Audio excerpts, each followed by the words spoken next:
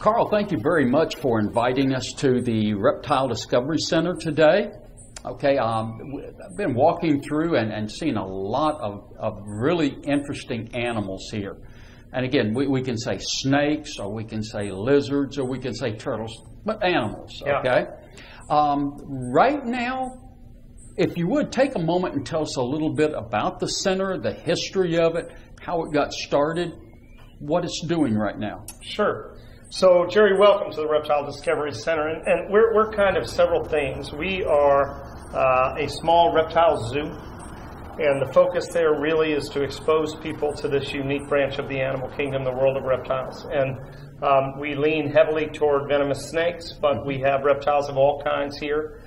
Give people a good cross-section during their visit of what that unique group of animals is like.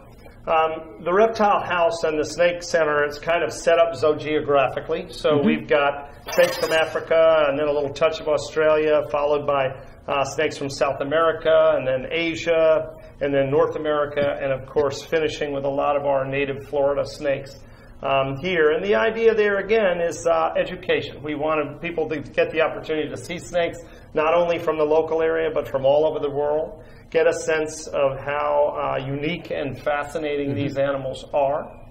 The center also operates as a rescue. So a number of the animals that you see here or exposed to came to us because their owners could no longer care for them, or perhaps in the case of some of the venomous reptiles, they were confiscated from Fish and Game. Somebody may have been keeping them illegally or trying to import them or export them illegally. And Jerry, so lastly, and maybe most importantly, the center is really a working laboratory. So there's two businesses here, the Reptile Discovery Center and then Med Toxin Venom Laboratories. And at the laboratory, we maintain about 1,000 venomous snakes for the purpose of venom extraction and harvesting their venom. And those venoms are collected not only for physiological research, medical research applications, university research projects, but the primary purpose is for the antivenom projects in North America. So both the coral snake antivenom and the North American pit viper antivenom, some of those venoms are produced right here at the center.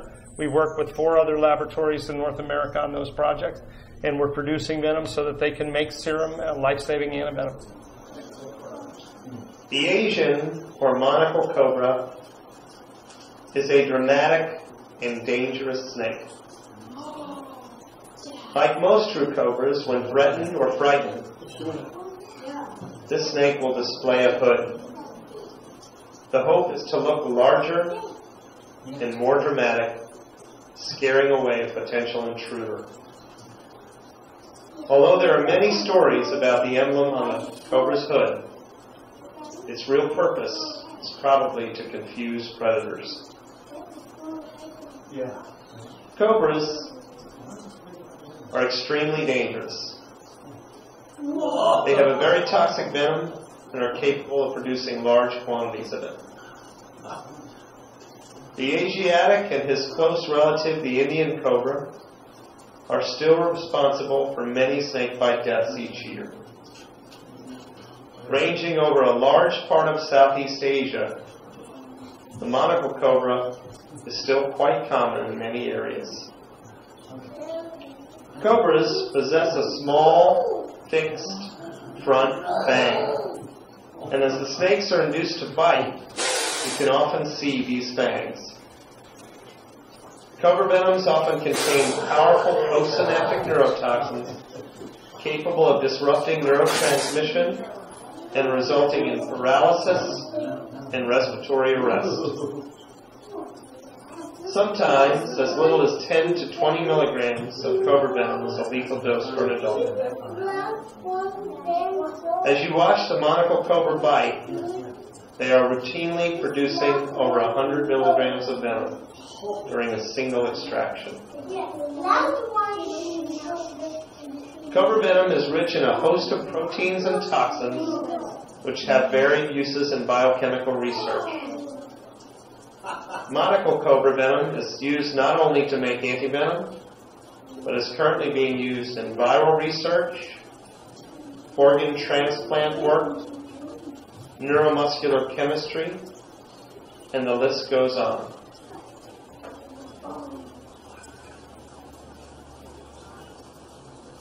Most cobras make long-lived and hardy captives.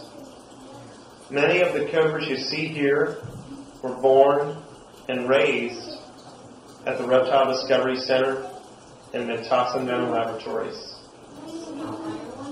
It is not uncommon for our cobras to live 20 years or more, and they are one of the most important members of our venom line.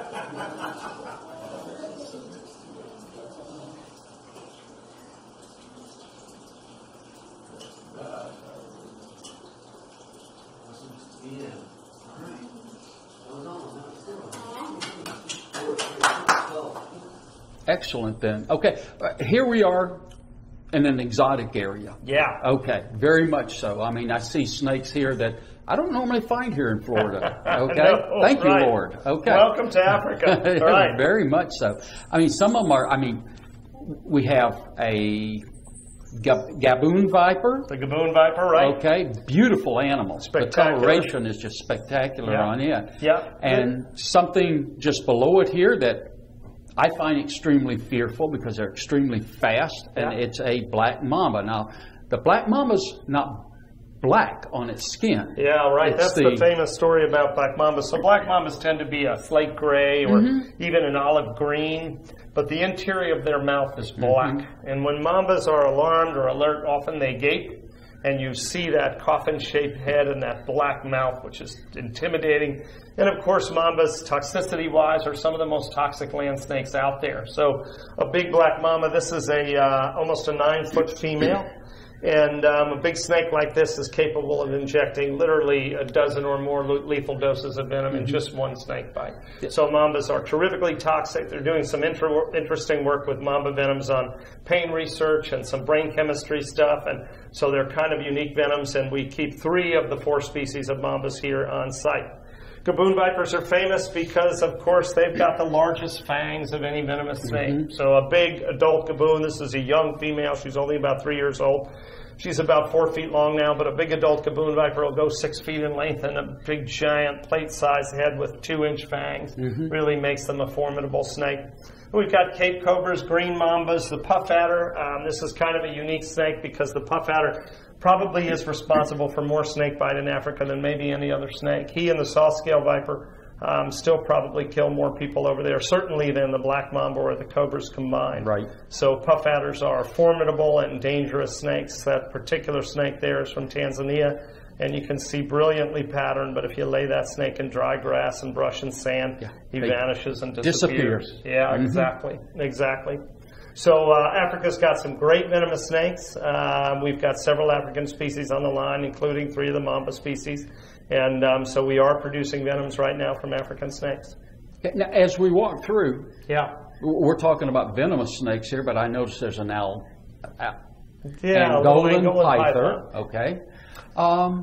Non-poisonous. Non-poisonous. So we try to exhibit a few snakes that are just kind of interesting or unusual or unique, and we don't want to have everything on exhibit venomous. So those little guys, Angolas, are kind of neat because I was a zookeeper 30 years ago, and in the early 80s, the Angolan python was considered a tremendous rarity in the United States. Angola was involved in a civil war. Nobody could get in to get these snakes. They're found in these little kind of desert outcroppings. Anyway, now those guys are available in North America largely through the efforts of captive breeding, through primarily the private sector, people keeping these unique animals. And so Angolan pythons kind of have always had a warm spot in my heart. They don't get very big, they're docile, they're kind of pretty and unique. And so we do keep a few non-venomous snakes. Yeah. Okay. Let's walk around the corner here and take a look at a few more species. Carl, as we come around the corner here, we have more snakes. Yeah. Okay. These look, this is not African here. So these guys are African, Jerry. Then we've got one little touch of Australia, a coastal taipan, and then we've got a couple of South American snakes as we make our way into South America. So some of these guys of interest, the boomslang is kind of an interesting African snake because he's rear-fanged, and up until fairly recently, probably the 50s sometime, the conventional wisdom was that rear-fanged snakes were not particularly toxic and that they were not capable of delivering a lethal snake bite. And there was a very famous herpetologist named Carl Schmidt, and Carl was up at the University of Chicago. Okay. And he got bitten by a boomslang one night. It had come in as an import. And again, the conventional wisdom was that he would probably survive. And at that time, there was no boomslang antivenom. And Carl went home, and he was getting sicker and sicker, and he began to describe all of what was happening to him. He jotted it down in a journal, and he died the next day from hemorrhage. And boomslangs are terrifically toxic. Probably 5 milligrams is probably lethal. That's like a wet fang, really. They're rear fang. They don't have a hollow fang, but a grooved fang, so the venom flows down this groove. It's a fantastically powerful hemorrhagic. That means you bleed to death in a boomslang bite. There is an antivenom now, but they're fairly innocuous. They're not particularly apt to bite, but when you get bitten by one, a boomslang is terrifically lethal. And since that time, we've found other rear fang snakes that are also lethal. Okay. Sometimes people ask us where our snakes come from. I'm not sure if this guy's out. He's hiding right now, but we've got a big coastal taipan here. Yeah. Taipans are really some of the most toxic snakes in the world, land or sea. The inland taipan is probably the most toxic snake we have out there, and this is his close relative, the coastal taipan. He's probably number 3 toxicity-wise. And this snake was a gift from a good friend of ours up in North Dakota named Terry Phillips, who runs Reptile Gardens up there, which is a giant reptile zoo up there. Sent us down that snake last spring as a gift. Then we move into South America a little bit, the cascabel or South American rattlesnake and the fertile ants. Both of those guys still account for tons of snake bite in Central and South America. Both of them are lethal snakes or potentially lethal snakes if it were not for the advent of antivenoms. And the fertile ants, or the terciopelo, is a terrifically common snake. This is not an especially big one, but big fertile ants will get sometimes over 6 feet in length and terrifically capable venom producers. Really bad snake bite. Work our way out of South America. We kind of come down around the corner. There's a few other incidental South American snakes. We've got a couple of more South American snakes. Some of the pretty vipers that are down there. So a snake called the cantil down on the bottom, and you can just see a beautiful, striking, pardon the pun, pit viper found in some of the areas of Central and South America, and then followed by the eyelash viper. And eyelash vipers are kind of interesting because they're tree dwellers. They're arboreal snakes.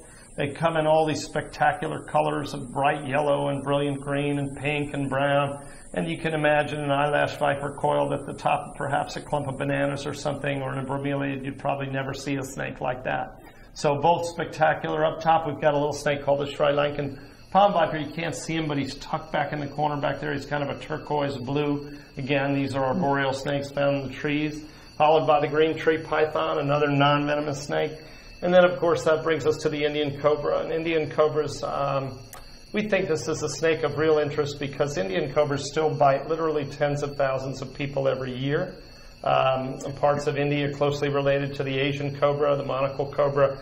And these guys are all real big factors in snake bite statistics in Southeast Asia. So Southeast Asia is one of the hot spots for snake bite in the world. We still see tens of thousands of snake bites and tens of thousands of deaths. People over there often don't get to treatment, or they can't get serums on time, or there isn't adequate medical treatment close by, and so we are still seeing tremendous number of fatalities over there from snake bite. I'll shift around. It brings us again, we're still in Asia here. Our king cobra, this is a young male king. He's about 10.5 feet long. And king cobras, of course, are famous for a host of reasons, but this is the largest venomous snake in the world. King cobras get to 16 feet in length. They don't bite many people frequently, but when they do bite, that's often a fatal snake bite. Got an albino reticulated python down below. This is a non-venomous snake, a harmless snake, but the reticulated python is famous because that species is, in fact, the longest, the largest snake in the world. So this is a young male. He's only about 11.5 feet, but retics potentially can grow over 25 feet in length. They get enormous. Okay. Carl, I mean, we have two large snakes here. Yeah. Okay. Yeah. One very, very poisonous, one not. Yeah. What is the handling protocol here at the center for these two different types of species? Yeah, so, there's two sets of handling protocols in place. One has to do with simple cage management and cleaning the snake's cage, removing the snake from that cage safely, that kind of thing. So pythons, of course, at least the pythons we've got at the center, these snakes can literally be worked by hand. They are snakes that you can bring out carefully and safely, make sure there's no feeding response. The animal doesn't think he's grabbing a rat or something of this nature. And then that animal can be lifted out of the cage. The cage can be serviced. The animal can be soaked or whatever and then returned very easily. A snake like a king cobra is always going to be worked with a series of snake hooks. And you'll see the hook being used extensively in the venom program, but this is an instrument that basically allows you to move venomous snakes, large or small, depending on the size of the hook and then the snake, from his enclosure into a holding can, and then back again. And as you might imagine, the staff at the center is fairly well trained with venomous reptiles. Sometimes people come on board here to work with us, spend upwards of a year learning to handle venomous snakes, work them safely and carefully. And a snake like a king cobra can be managed pretty easily. The change comes when we then put that snake into the venom program, and the snake is no longer just being manipulated, but he's actually being caught and then harvested, extracted from. And so when we're capturing a venomous reptile to collect his venom, all kinds of protocol changes take place because the handler, that's me, is now going to actually have his hands on the snake for harvesting venom. So that's a whole other set of criteria, as you might imagine. Danger level goes up appreciably at that point.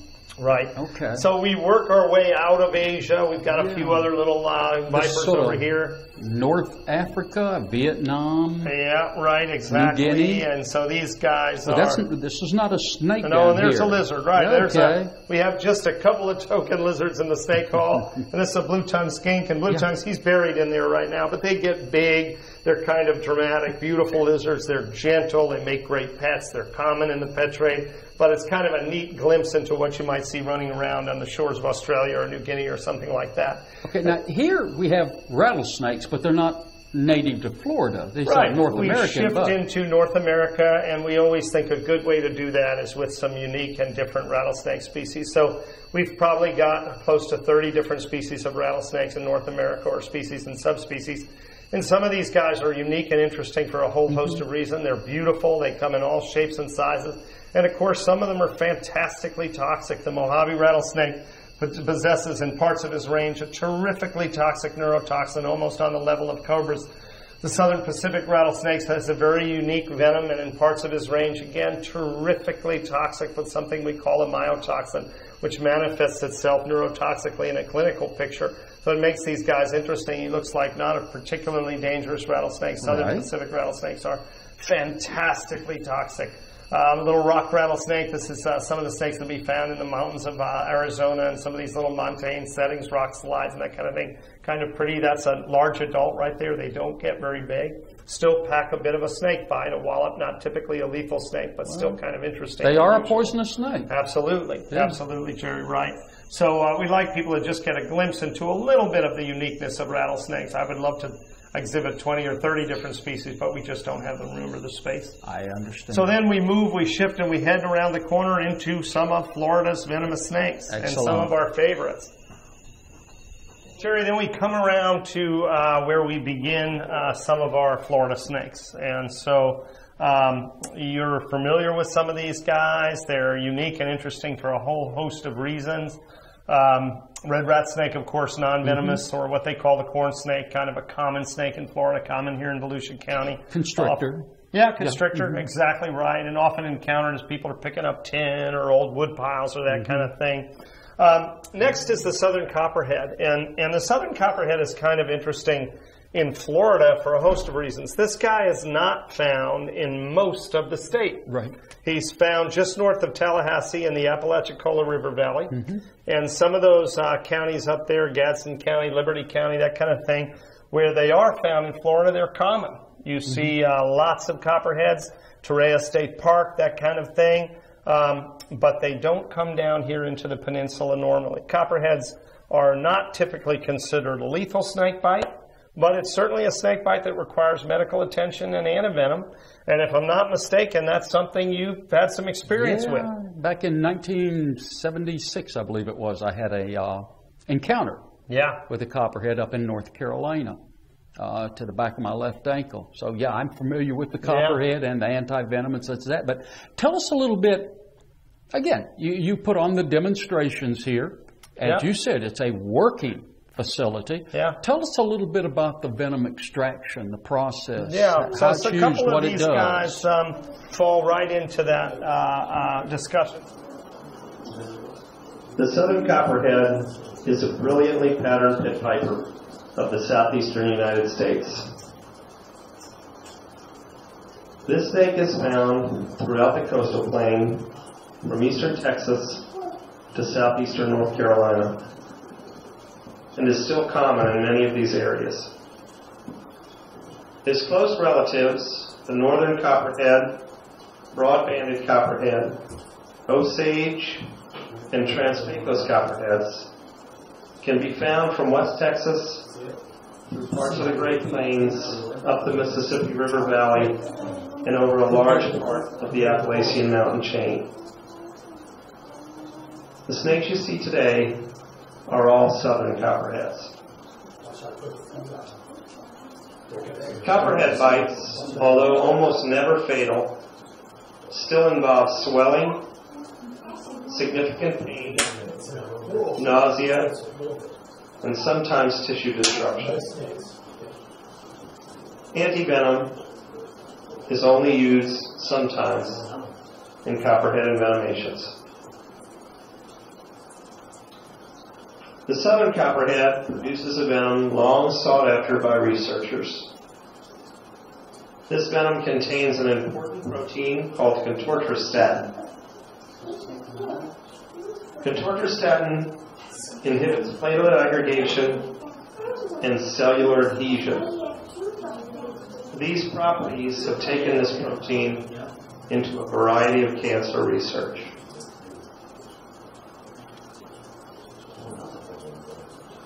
Watch as the snake is gently captured and induced to bite. You will see a small amount of venom fall along the interior of the glass. It takes literally thousands of venom extractions to produce appreciable amounts of venom.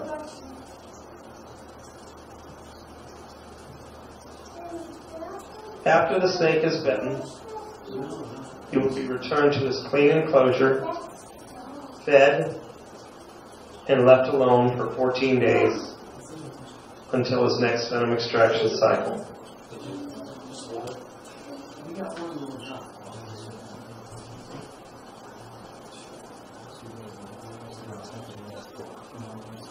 So copperhead venom right now, we're producing, there's two real applications in research for these guys. There's some little proteins in copperhead venoms that do some interesting things to clotting and your blood chemistry. So what we call platelet aggregation, which is has to do with the clotting cascade of your blood, and copperheads cause some inhibition to that. And there's a little protein in there called contortristatin that inhibits cellular adhesion. And what that means is it stops certain cells from sticking to other cells. Well, cancer cells often move in the body by adhering to other types of cells and then moving on. Copperhead venom, or this little protein found in copperhead venom, stops that. There's a big project in Europe right now where they're using copperhead venom in a diagnostic application where they use it to detect something in your bloodstream called protein C. And protein C is, again, part of your clotting cascade. So copperhead venom has several applications. We house about 150 southern copperheads here for venom production. So kind of an interesting one. Brings us down to the canebrake or / timber rattlesnake. I spent a lot of time in the woods, and I see easterns, and I see pygmy rattlers. Yeah. Quite common coral snake. I see those quite a bit and everything. And all the years I've been here in Florida, over 30 years, I can only think of about 3 times I've ever seen a canebrake rattler. Okay. So the key there is where you're spending time in the woods. And so the canebrake rattlesnake is only found in Peninsula Florida down to about the Santa Fe River just north of Gainesville. So Alachua County is the southernmost portion of his range in the state. Now, in places like Columbia County, right up by the Georgia border, or the Osceola National Forest, lots of timber rattlesnakes, lots of canebrake rattlesnakes. And we use that name interchangeably. And oftentimes when you're seeing a lot of canebrakes, you may not be seeing any easterns. But as we move south, this guy stops occurring. Canebrake rattlesnakes are interesting for a host of reasons, but this can be potentially a terrifically toxic venom. And sometimes you'll hear people say a venom is hemotoxic, meaning it destroys the blood chemistry of blood cells. It destroys blood cells and cell walls and blood vessel walls and that kind of thing. Or somebody might say a venom is neurotoxic, and it binds to certain neuromuscular junctures or damages nerve cells or this kind of thing. Or they might say a venom is cardiotoxic and it depolarizes the heart muscle or affects things that have to do with your heart rhythm.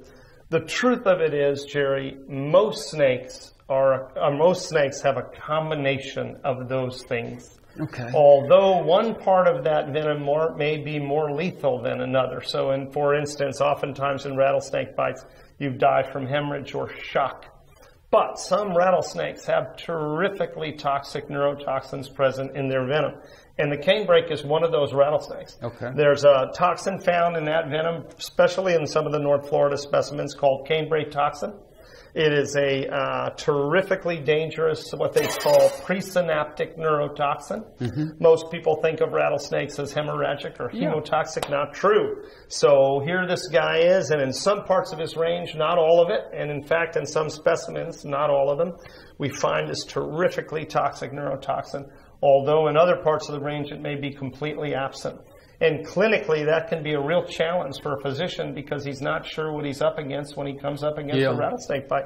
Timbers get big, they're dramatic snakes, they're nervous snakes, and oftentimes if you look back at snake bite fatalities here in North America, you will often find the timber rattlesnake implicated in those snake bites. He is a really dangerous snake. Now, the ones I've seen when I'm turkey hunting in the spring were for the most part, up at Camp Blanding. Yeah, which is that?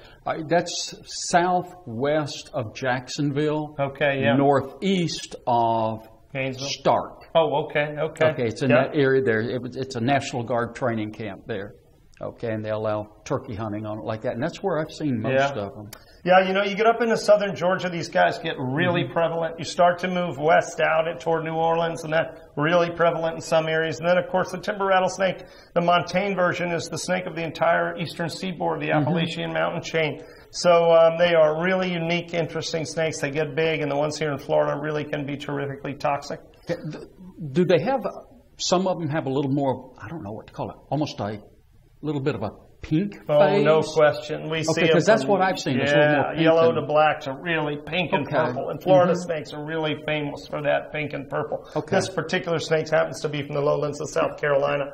But some of the snakes we have out of Columbia County, Florida, beautiful pink and purple. Talk about lowlands. Yeah, right. So it moves us over to one of our favorites, right? The Florida cottonmouth or / water moccasin, same snake. These guys are infamous for a whole host of reasons. There are all kinds of crazy stories about their aggression. Well, most of that stuff is exaggerated or overrated. Cottonmouths are pugnacious. There's no question about that. They will often stand their ground. They get that name because when they're frightened or alarmed, right, they gape and show you that white cottony mouth, and they're saying, stay back. I'm dangerous, and I will bite you if you get too close. And they're telling the truth. Right. And however, you hear all these stories. I had a guy tell me one time that a cottonmouth chased him 2 miles down the trail, and he jumped into the back of his pickup truck, and the cottonmouth was circling the pickup truck trying to bite him. I don't know about that story, Jerry. But how many legs does that cottonmouth have? Okay. My guess is that might have been a little bit of an exaggeration. But they're common snakes. They're semi-aquatic snakes. They feed on all kinds of things, fish and eels and sirens, other snakes, turtles. So in areas that the cottonmouth is found, they can be terrifically common. We house about 100 of them here at the Serpentarium. Interesting, this is one of the venoms that we use in the North American antivenom. So when they immunize sheep to create an antibody for the antivenom, we don't make antivenom in horses anymore for pit vipers in North America. They still use horses for the coral snake, but they don't use it in the pit viper product. Cottonmouth venom is one of the venoms used to immunize the sheep. And so these guys do a good job of neutralizing their venoms and copperhead venom.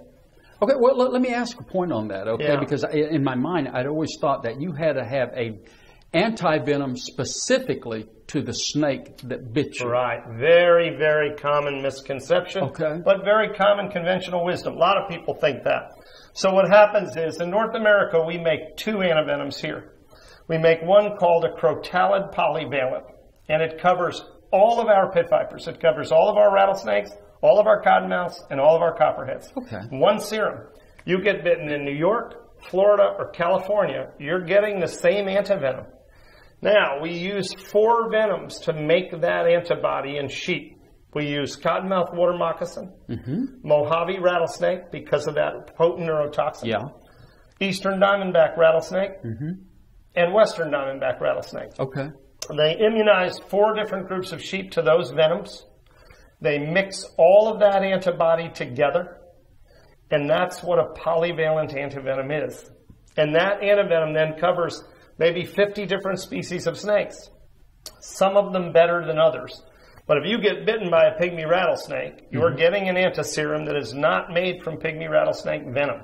It's made from these other 4 venoms. But many venom protein components, many venom toxins are common enough that if you create an antibody to one, it will cross-cover a host of similar toxins. I hope that makes sense. It makes perfect sense. So then we move on to the let's pygmy talk rattlesnake. about our little friend there. Yeah, so this is probably the most common venomous snake we have in Florida. These guys probably bite more people than anything else we have here. It is not typically a lethal snake bite. They're just not big enough. But it is a hospital event. Pygmy rattlesnake bites are often painful. They often make you sick. They can be dangerous to digits, fingers, that kind of thing. And so in most cases, you will, in fact, still get antivenom on a pygmy rattlesnake bite. It's not a lethal snake bite. People often say to me, oh, pygmy rattlesnake venom is more toxic than diamondback venom, but that's not true. Pygmy rattlesnake venom is not as toxic, and you just don't get very much of it. So consequently, it makes the snake kind of a sublethal snake bite, but they're common. Stetson University did a study out at Lake Woodruff years ago along the St. Johns River Basin, and in some years, in some season, they were finding like 25 snakes per square acre. That would be some of the densest populations of snakes ever recorded worldwide. So these guys can be terrifically common. As I said, typically account for 60 or 70% of the snake bites here in Florida. It's a very common snake in Volusia County and all along the St. Johns River Basin in these areas, wet areas where there are good frog populations. Lots of pygmies. All right. And we have a little fellow up at the top there. I don't think he's quite native to Florida there. Nice little lizard. Right. Okay. We've got to go about 1,500 miles to the west. Let's go out to El Paso where I was born. That's it. West Texas, Arizona, New Mexico, and there's the Gila monster. So the Gila monster, of course, is one of the most famous venomous lizards there is. At one time, people thought there were only 2 species of venomous lizard, the Gila monster and the beaded lizard, but they have been rethinking all of that. We're finding out there are venomous monitors. But nevertheless, the Gila monster is venomous. He's unique because his venom is not to obtain his food. His venom is a defense mechanism. Unlike snakes, snakes have venom primarily to obtain food. They use it secondarily for defense. Gila monsters have venom for defense. They bite you. They don't have a good delivery system, but they open you up with their teeth, right? And the venom flows along the gun line. The venom glands are in the lower jaw. And there is no antivenom for Gila monster bites. So although they're terrifically painful, they treat you symptomatically, try and make you comfortable, but you do not receive an antiserum. Okay. Interesting, unique little lizards. Kind of cool. Don't go sticking your hands under rocks. Yeah, right. You know, some of the people say that Gila monsters can be very hard to get off sometimes. They will latch onto you and not want to let go, and that's not a good situation at all. So But they're interesting animals. They're unique reptiles. We've got a group of about 10 of them here. We do produce their venom, and we think it's a great little animal. So it kind of moves us along to some of our bigger game, the big diamondback rattlesnakes. Carl, as we come around the corner to the final exhibits, I mean, we walk up here, and I look at that eastern diamondback line there, and let's face it, that's the king of the woods. Right, Jerry. So you hit it right on the head. The eastern diamondback is the largest venomous snake in North America. He is probably the most dangerous venomous snake in North America, partially because of that size. The eastern diamondback rattlesnake is the largest, most dangerous venomous snake in North America. This snake, one of our favorite Florida natives, is actually found from extreme southeastern North Carolina throughout the coastal plain to extreme southeastern Louisiana, throughout all of Peninsula Florida and many of its barrier islands. Unfortunately, the eastern diamondback has been extirpated in parts of its former range and is in decline in many areas where it was once common. This magnificent reptile is found in a variety of habitats and often coexists with a large number of other species in gopher tortoise burrows. Pine flatwoods and the border areas between upland habitats and low-lying swamp are some of the eastern diamondback's favorite.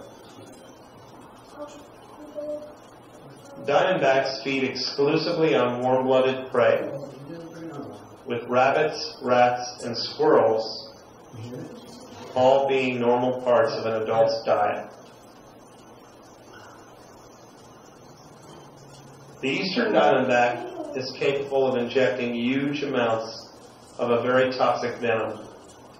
A serious bite by this snake to an adult, or even worse, to a child, can rapidly be fatal if not treated promptly and properly with antivenom. The Reptile Discovery Center and Medtoxin Venom Laboratories work closely with one or two other institutions providing this venom for the Anti-Venom Project in North America.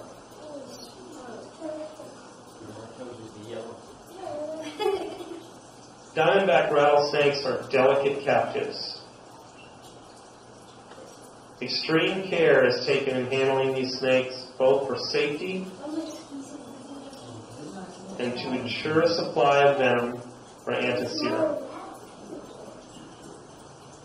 The toxin is always in need of this species, and we work diligently on our captive breeding program, hoping to ensure a stable and productive colony of eastern diamondbacks.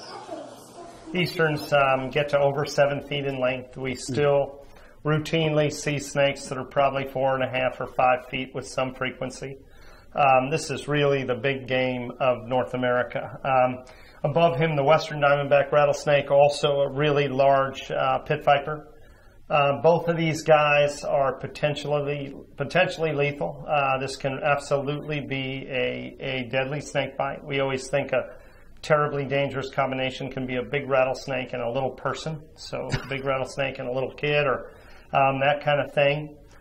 Eastern diamondbacks are not particularly comfortable with development. So as we come in and clear cut these forested areas and pave parts of Florida and build houses, and eastern diamondbacks tend to move out of those settings, out into still suburban, rural areas, and the areas that are restricted are state parks and that kind of thing. But they are still somewhat common.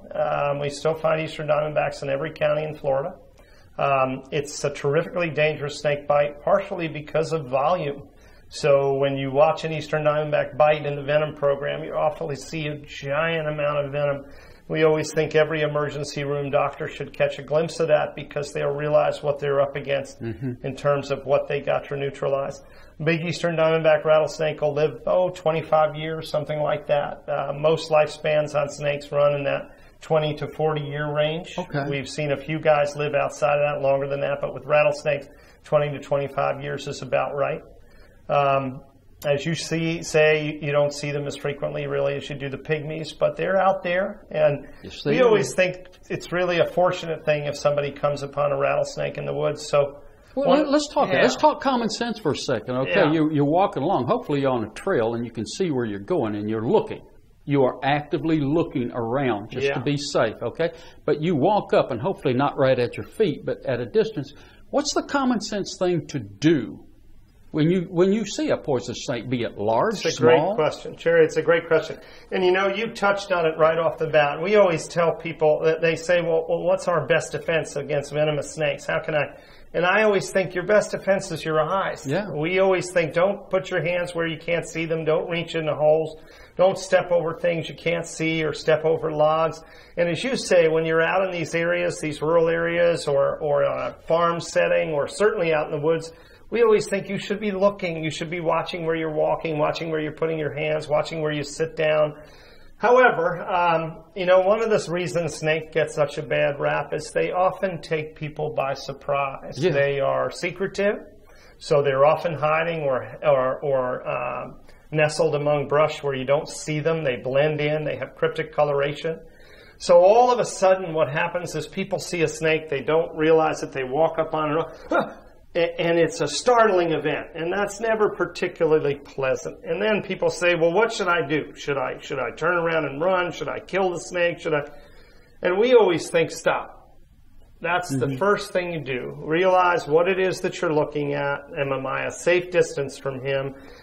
Jerry, even the most dangerous snakes in the world, diamondback rattlesnakes and cottonmouths and taipans and king cobras, black mambas, the truth is they are remarkably shy. Yeah, they're not aggressive. They don't want anything to do with you, right? And the notion of a snake chasing you or coming after you is typically an exaggeration or a misnomer. So we tell people, stop, realize what it is that you're looking at, maybe take a step backwards if you're comfortable with that. And then we tell people, take a moment and look at what you're seeing. You're probably seeing some spectacular creature, maybe in its native habitat, in its natural setting, doing what it's supposed to be doing before you came along and disturbed it. And of course, the snakes have been here a lot longer than we have. So we always think they have a real place, a real important part of our ecology. They have a real place in the state here with us. And we want people to enjoy them, not to kill them, not to molest them. We always say to people, don't pick up a snake, certainly that you don't recognize. Sure. Don't try to kill a snake, and don't try to capture a snake. And 9 in 10 times, you're not going to have a snake bite. Good sense, good common sense. Right. Okay, now, you will find snakes in urban settings. Yeah, it happens. Yeah, absolutely. I live right in the center of Deltona. 90,000 people, 43 square miles, dab in the center almost. And I've had eastern diamondbacks, small and big, in my yard. Yeah, Deltona is a great example of what happened in Florida. So Deltona is built largely on a ridge, and good drainage there, high side, dry, sandy soil. However, there's access to lots of wet areas there. You're close to the river basin in parts of it. You've got access to lowlands and pine flatwoods. Those are excellent habitats for snakes. They're transitional habitats for prey items. There's lots of plant life in there. There's lots of cover. So as they built Deltona up, they were pushing the snakes out. But some of those snakes inevitably turn up where they used to be or where they're disoriented. The other thing I always say to people is some of our venomous snakes, coral snakes are a great example, do perfectly well in a suburban setting. Coral snakes are subterranean. They spend most of their lives underground.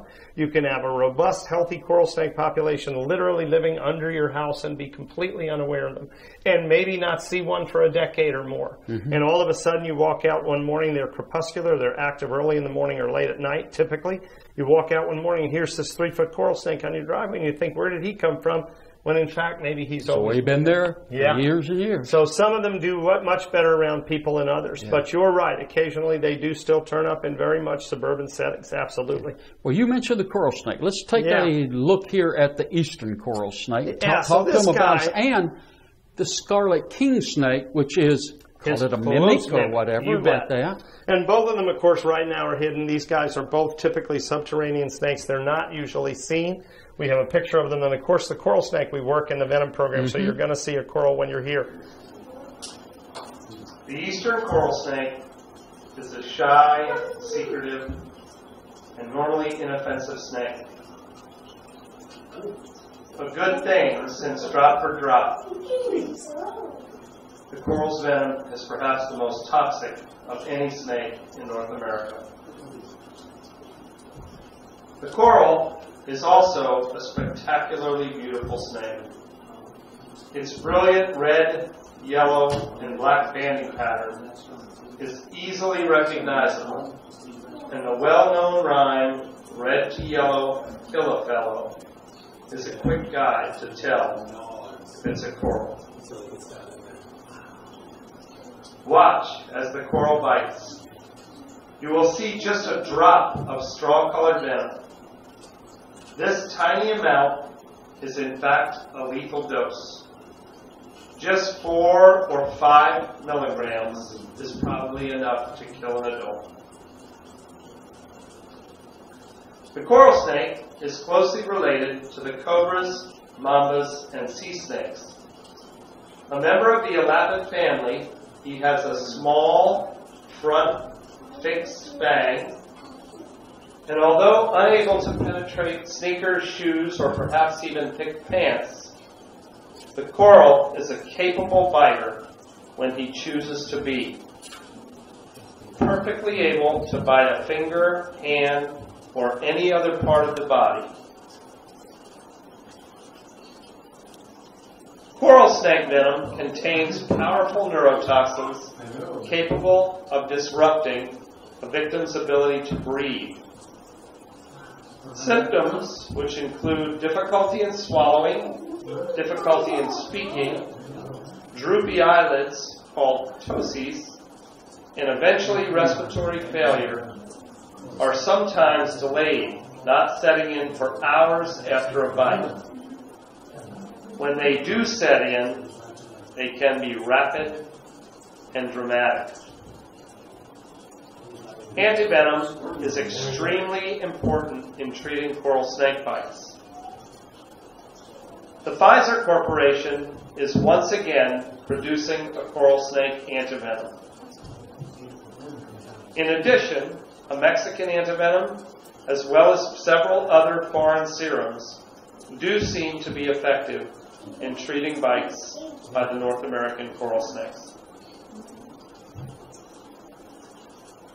Coral snakes feed almost exclusively on other snakes and small ground-dwelling lizards.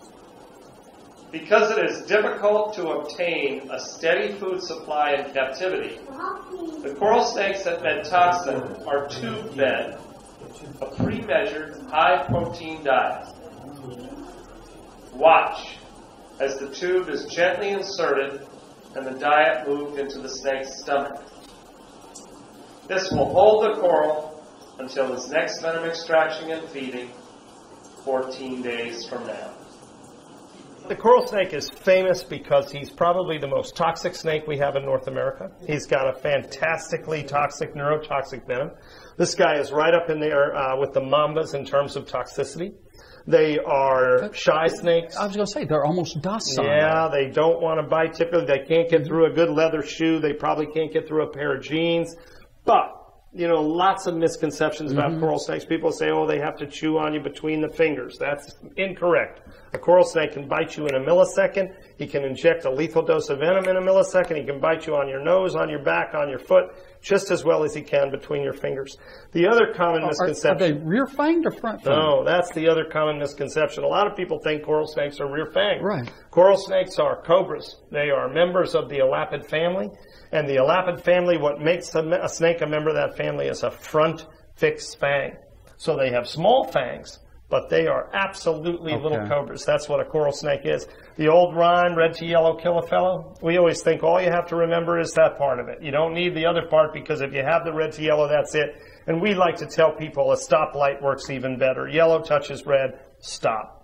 Slow down and stop. And we always think if you're confused, simply leave the snake alone. There you go. We keep about 90 coral snakes here at the lab at the Serpentarium. We produce this venom for the Antivenom Project in North America, and Pfizer has just come out with a new coral snake antivenom that's now on the market. So there is good treatment for coral snake bites here in North America.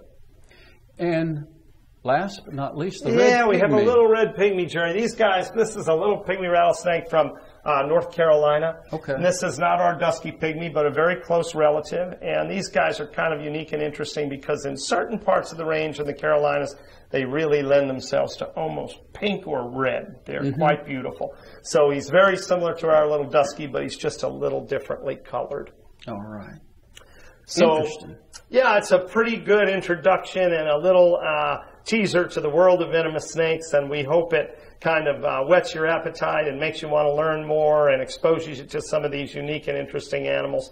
And we hope, Jerry, that the idea there is to get people of all ages interested in reptiles and realize that this is such a unique and interesting branch of the animal kingdom.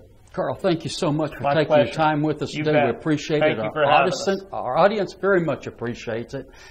The educational aspect, the good work you do with, preparing the venom and everything like that, but the educational that you give people for the safety factors, everything that goes along with that is just outstanding. Thank you very much for taking time with us today. You bet. Take care.